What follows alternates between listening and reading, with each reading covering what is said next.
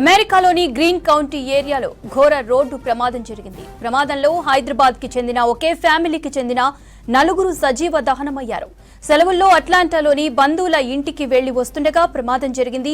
వారం రోజుల తర్వాత అట్లాంటా నుంచి తిరిగి వస్తుండగా రోడ్డు ప్రమాదం జరిగింది. గ్రీన్ కౌంటీ ఏరియాలో రాంగ్ రూట్ లో వచ్చి మినీ ట్రక్ కారుని ఢీకొట్టింది. ట్రక్ ఢీకొట్టడంతో కారులో మంటలు చెలరేగి నలుగురు సజీవ దహనమయ్యారు.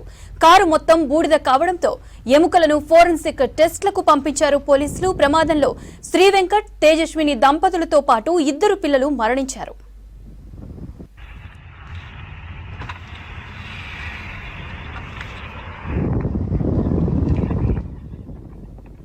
అమెరికాలోని గ్రీన్ కౌంటీ ఏరియాలో ఘోర రోడ్డు ప్రమాదం జరిగింది. ప్రమాదంలో హైదరాబాద్ కి చెందిన ఒకే ఫ్యామిలీకి చెందిన నలుగురు సజీవ దహనమయ్యారు.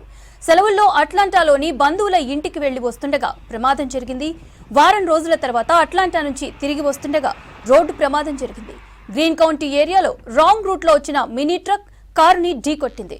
ట్రక్ ఢీకొట్టడంతో కారులో మంటలు చెలరేగి నలుగురు సజీవ దహనమయ్యారు.